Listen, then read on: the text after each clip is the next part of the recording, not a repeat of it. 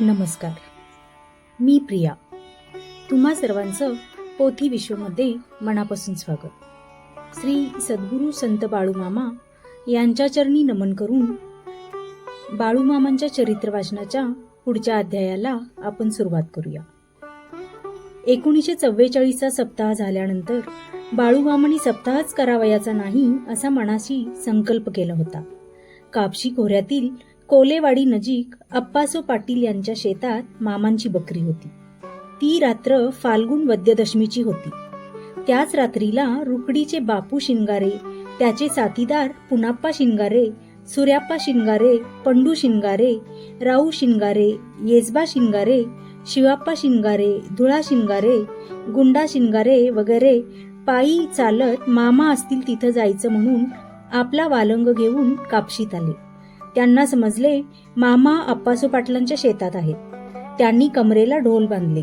मामापासून एक अर्धा किलोमीटर अंतरावर आल्यावर ढोल, कत्याळ व पावा वाजवण्यास सुरुवात केली व मामांच्या दिशेने चालू लागले. सोबत निशाण व भंडाऱ्याचा वाटवाही होताच. त्या मध्यरात्रीच्या समयी मामा गाढ झोपलेले होते. ढोलांच्या ध्वनीनादाने मामा जागे झाले. कंदील मोठा केला. समोर वालंग येत असलेला दिसला. मामांनी एकाला पाठवून देऊन 400-500 फूट अंतरावर वालंग थांबविण्यास सांगितले.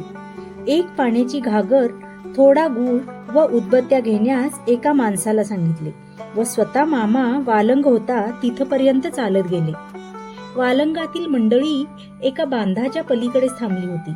मामा म्हणाले, ज्याप्रमाणे महालिंगराया करिसिद्धाच्या यात्रेला वालंग घेऊन आला होता त्याप्रमाणे बापू शिंगारे तू आज वालंग घेऊन आलास. आज तुझा मान महालिंगरायाचा आहे. मामानी एकाच त्यांच्या पायावर पाणी घालण्यास सांगितले.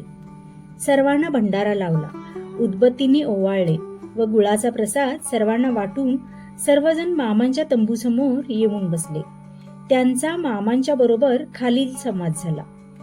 मामा म्हणाले, बाप्या, मी भंडारा करायचा बंद केलाय आणि तू ह्या सर्व मंडळींना घेऊन का आलास? बापू शिंगारे म्हणाले, मामा, तुम्ही तुमच्या मनात येईल तेव्हा यात्रा मोडशिला व भरवशिला. मला काय करायचं? मामा म्हणाले, मग इथं का आलास? बापू शिंगारे म्हणाले, देवा काय वाटेल ते म्हणा, पण भंडाऱ्याला रुकडीचा वालंग घेऊन येण्याचा माझा नियम मी चुकवणार नाही.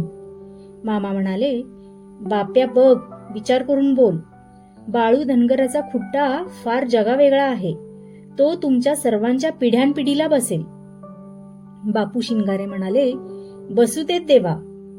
मामा म्हणाले, बाप्या, भरवतो बघ यात्रा. मामा खाडकन उभे राहिले व त्यांनी आकाश व पृथ्वी दणाणून सोडणारी एक जोरात किंकाळी मारली. विशेष स्मरणात राहण्यासारखी गोष्ट म्हणजे त्याच रात्री यात्रेची तयारी करण्यात आली. सकाळी सूर्योदयालाच 10 दिशाहून भजनी मंडळे, दुकाने, अनेक वालंग, नाटक, दत्त भजनी मंडळ व स्वयंपाकी सर्वजण कोणाचेही आमंत्रण नसताना मामाजवळ येऊन दाखल झाले. प्रत्येक जण आपापल्या कामाला लागले व यात्रा एकादशी दिवशी जोरात भरली. बाळू मामांच्या चरित्रातील 1945 सालचा हा एक अद्भुत असा यात्रा प्रसंग आहे.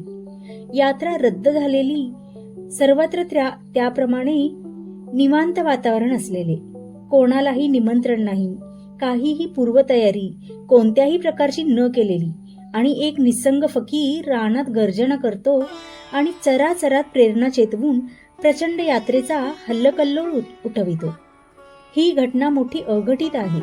मामांचे अतुलनीय ईश्वरी सामर्थ्य असलेला हा प्रसंग प्रत्यक्ष पाहिलेली अनेक माणसे आजही हयात आहेत. यात्रेच्या अखेर निरोप देताना रुकडीच्या निष्ठावान भक्तांना मामांनी स्वहस्ते भंडारा व नारळ दिला व सांगितले, अरे बापू, वालंगाचा आणि हेडंबाचा मान तुझ्या रुकडीला आहे. जवळजवळ 21 वर्ष भंडाऱ्याची यात्रा कापशी कोलेवाडीत झाली. त्यानंतर आदमापूरला 1967 पासून यात्रेला सुरुवात झाली. रुकडी व माणगावातील भक्तमंडळी वर्षातून 1-2 महिने मामांची बकरी राखण्यास येतात. मामांच्या बकऱ्यात गड्यांची अडचण भासू लागली आहे असा साधा निरोप त्यांना मिळाला तर पुरे. ते आपल्या प्रपंचाची कोणत्याही प्रकारची चिंता न करता येतात व सेवा करून जातात. तसेच मामांची यात्रा, बकरी पुजवण्याच्या, दिपवाळी पाडव्याचा कार्यक्रम, पुण्यतिथी व जन्मकाळ हे त्या गावातील सर्व जाती धर्माचे लोक विशेषतः चुकवत नाहीत. इतकी त्या भागातील जनतेची बाळूमामांच्यावर श्रद्धा आहे. भाविक स्वभावाच्या सौ जासूदबाईंनी 2 पालख्या करून घेतल्या होत्या. त्यापैकी एक पालखी बाळूमामांना व दुसरी गावातील दत्त मंदिराला देण्याची इच्छा होती. पालख्या तयार झाल्यावर दत्त मंदिरातील पालखी दिली, परंतु मामांची पालखी कोणी कापशीला नेईनात. नंतर त्यांना एक दृष्टांत झाला. त्यात त्यांनी 2 नारळ प्राप्त करून घेतले असे दिसले. पुढे आठवड्याने मामांसाठी बनविलेली पालखी कापशीला नेली. मामांनी बाईला आपल्याजवळ बसवून घेतले. ते म्हणाले, पालखी बोडकी का आणलीस आणि कुणाच्या परवानगीने आणलीस? जासूदबाई उत्तरल्या, परवानगी कुणाची मागणार? बरं, आपण पालखीला बोडकी का म्हणाला, मला कसं कळणार? त्यावेळी मामा म्हणाले, 8 दिवसापूर्वी तू 2 नारळ तोडलेस, त्यामुळे जुन्नरमधील तुझी 2 मुले वाचली हे लक्षात घे. पालखीला छत नाही, गोंडे नाहीत म्हणून मी बोडकी म्हणतो, तुला म्हणत नाही.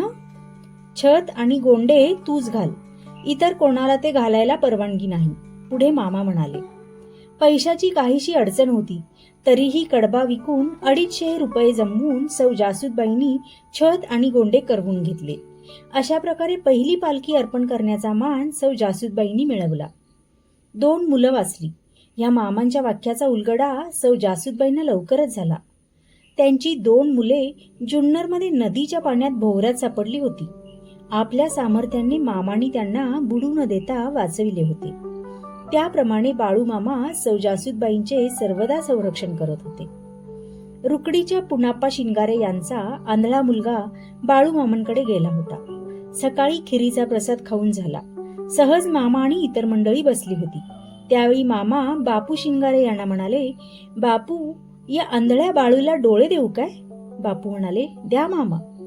त्यानंतर आंधळ्या बाळूला मामा म्हणाले, मी तुला आता दिसेल असे करतो. माझ्या मागून धावून तू माझी पाठ शिवायची. तू पाठ धरलीस तर तुला डोळे देतो, न शिवलीस तर तुला डोळे देत नाही. वास्तविक बाळू जन्मतः आंधळा होता. बाळू मामांनी बाळूच्या अंगावर भंडारा टाकला. त्या क्षणी त्याला स्पष्ट दिसू लागले. पाठ शिवणीचा खेळ मामा आणि बाळू यात सुरू झाला. सुमारे 8-10 मिनिटे खेळ झाला. बाळूला दिसत असूनही मामा सापडले नाहीत. मामा भलते चपळ होते. त्यांच्या हालचालीत तडफ होती. बाकी माणसे गंमत पाहत तटस्थ होती. मामानी पुन्हा बाळूच्या अंगावर भंडारा टाकला. तो पुन्हा पूर्वीसारखाच आंधळा झाला. वालंगातील सर्व मंडळींना मामा म्हणाले, या बाळूला दृष्टी दिली तर याच्या हातून 7 खून होणार आहेत, म्हणून याला आंधळा ठेवलेलाच बरा. या चरित्र ग्रंथाच्या लिखाणाच्या काळी हा आंधळा बाळू हयात आहे. वरील चमत्कार मामानी केला त्यावेळी बाळू फार तर 14 वर्षाचा असावा. रुकडी गावात त्याचे किराणी मालाचे दुकान आहे. वास्तविक आंधळा असूनही डोळस माणसाप्रमाणे तो व्यवस्थित दुकान चालवितो. माल खरेदीला जात नाही. माल गिराईकांना देणे घेणे इत्यादी सर्व करतो. मामांच्या पादुका व हालसिद्धनाथाची मूर्ती यांच्या पूजनाची सुरुवात 1932 साली भंडारा यात्रेवेळी केली होती. त्या पादुका, मूर्ती व इतर पूजेचे साहित्य गंगाराम पाटील यांच्या घरी होते. तसेच चांदणी व चांदणीचे साहित्य, लोखंडी गर्डल व नळे वगैरे सर्व जसेच्या तसेच होते. गंगाराम पाटील खोलीत जाऊन फक्त पादुका व मूर्ती यांची पूजा करत. 1966 साली मामांनी आदमापूरला समाधी घेतली. आदमापूरचे मंदिर तयार झाले. त्यावेळी मेतक्याच्या मंडळींनी विचार केला की आपणही आपल्या गावात मामांचे मंदिर बांधावे. सर्वांनी एकजुटीने वर्गणी घालून 21,000 रुपये गोळा करून मंदिर बांधले. त्यात 2.5 फूट उंचीची मामांची मूर्ती, उजव्या बाजूला 1.5 फूट उंचीची श्री सद्गुरू मुळे महाराजांची मूर्ती व डाव्या बाजूला विठ्ठल रखुमाईची मूर्ती तयार करून विधीपूर्वक प्रतिष्ठापना करून बसविण्यात आल्या. तसेच पूर्वीचे मामांचे चांदीचे लोखंडी साहित्याची विक्री करून 22 फूट रुंद व 50 फूट लांबीचा स्लॅबचा मंडप बांधून तयार केला. त्या मंडपामध्ये मामांनी स्वतःच्या हस्ते रोवलेला रणखांब आहे. खांब भुते सोडविण्याचे काम अद्यापही करत आहे. मंदिरामध्ये पहाटे 5 वाजता पुजारी ढोलाच्या व कैताळाच्या गजरात मामांची आरती करतो. मंदिरात अखंड नंदादीप तेवत असतो. तसेच संध्याकाळी पण देवाची आरती होते. मंदिर तयार झाल्यावर 1977 साली अप्पाच्या वाडीच्या हालसिद्धनाथाचा कौल घेऊन भंडाऱ्याचा उत्सव फाल्गुन शुद्ध एकादशी दिवशी जागर व द्वादशीला महाप्रसाद करून साजरा केला जातो. मामांनी ज्या ठिकाणी 1932च्या भंडाऱ्याची सुरुवात केली होती, म्हणजे गावच्या पश्चिम टोकाला चिंचेच्या झाडाखाली, त्याच पवित्र जागेत मामांचे मंदिर बांधण्यात आले आहे. त्याच ठिकाणी भंडारा केला जातो. हा कार्यक्रम प्रतिवर्षी उत्साहाने पार पडतो. त्यात कोणत्याही प्रकारचा खंड पडलेला नाही. चांदणीचे जुने फाटलेले कापड जीर्ण अवस्थेत गंगाराम पाटलांच्या घरी अजून पाहायला मिळते. मामांचे अनेक भक्त होते. त्यातील 80% लोक निरक्षर, खेड्यात राहणारे, शेतात काम करणारे असे होते. पण त्यांच्याजवळ प्रामाणिकपणा, सदाचार, शुद्ध भाव, नीतिमत्ता व श्रद्धा होती. त्यामुळे मामांच्या या भक्तांच्यावर विशेष प्रेम असायचे. मामा त्यांना जवळ करायचे. एखाद्या भक्ताला निमंत्रण पाठवून बोलवून घ्यायचे. मामांच्या भोवती नेहमी माणसांचा घोळका असायचा. मामा ज्या गावात असतील त्या ठिकाणी भक्त लोक, गावातले व परगावचे लोक अनेक प्रकारचे जेवण नैवेद्य म्हणून मामांसाठी आणावयाचे. मामा मितहारी होते. गावातील फक्त एका घरातीलच अन्न घेत. पण दररोज सकाळी व संध्याकाळी बकऱ्यातील व येणाऱ्या जाणाऱ्या भक्तांची संख्या 100-125 व्हायचीच. ते सर्वजण मामांच्या पंक्तीला बसून आनंदाने जेवायचे. प्रत्येकाच्या घरातील थोड्या थोड्या वेगवेगळ्या पदार्थांनी पानं भरून जायची. ते पंचपक्वान्नापेक्षाही चवदार व स्वादिष्ट असायचे. काय ती गोपाळे चांगली शहाणी, तया चक्रपाणी जेवी सवे, या संतवचनाप्रमाणे ते होते. एकादशीच्या दिवशी भजन असायचे. मामा भजनात रंगून जायचे. त्यावेळी त्यांना ध्यान समाधी लागे. मामांचा देह स्फटिकासारखा शुद्ध होता.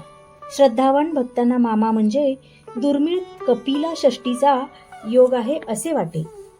मामा सांगतील ती कृती करण्यास भक्त सदैव तयार असत. मामांचा शब्द म्हणून कोणी मोडत नसत. मामा दरवर्षी आपल्या भक्तांना घेऊन स्वतःच्या खर्चाने अप्पाची वाडी यात्रा, विठ्ठल वीरदेव यात्रा, पट्टणकोडोली, पंढरपूर, कोल्हापूर अशी तीर्थे करत. ते कोणालाही एक पैसा सुद्धा खर्च करू देत नसत. श्री सद्गुरु संत देवावतार बाळूमामा चरणी नम्रभावे लीन होऊन आज आपण इथेच थांबूया. तुम्हाला जर बाळूमामांच्या कथा आवडत असतील तर व्हिडिओला लाईक करा, शेअर करा आणि चॅनलला सबस्क्राईब करायला विसरू नका. बाळूमामांच्या चरित्र वाचनाचा पुढचा अध्याय घेऊन पुन्हा आपण लवकरच भेटू. तोपर्यंत धन्यवाद.